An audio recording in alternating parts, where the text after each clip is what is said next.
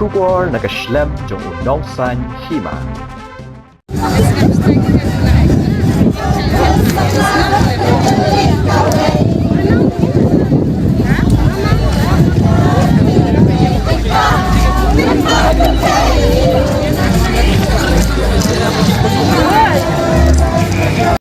Ningkong ai ngộ yu play bat kamtam ipa ba ajukaku nasalendet ngantip moi ba chung putia job ne kam job ngantip rekila dan gibla ikun katukan ne kumba kumanga ong kumangala ya ki cingilang ki paper akene campaign yang ong biang sisin ba kikam ki paper bi pai la le bedang sateng ke Jingthmu ke Jong ke dia bang Pyndep kat bangala ya kita kikam bun kisrok ke bai pai la le bai empat yo la men Pyndep kawai ke kita. Obviously my priority would be to serve the people at the utmost level I can. 1 year is a very short time. As you know, the past 2 years, even in times of COVID, the years have just passed on very fast.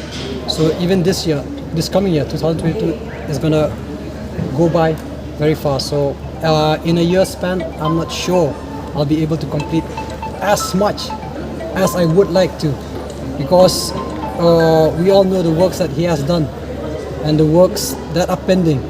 So in knowing that we are a state that has a lot of climate changes throughout the year, and there are works that depends on climate as well. We are a state that has a lot of climate changes throughout the year, and there are works that depends on climate as well. Obviously, the main challenge is to shift profession from a football player to a politician. Obviously, at the start, yeah, but as time goes by, I will learn. Kaba kongsan kare ka jing it jong ki pat ba lingba ki kam ba pair bi pai la le kilai kila sakhi but lingba ka jingwan jong ki hayeng ban penslu ringa bang yang ban bodien ki kam pa ki pat ba hiru ki dei kasur kumba kilawan ka to sngi but kumentar kasni kade kasur ka jong ki.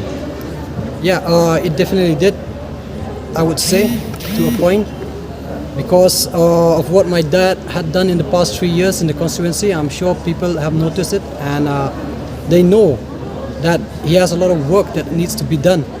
So, and I thank them for giving me the opportunity to complete the works that he has done.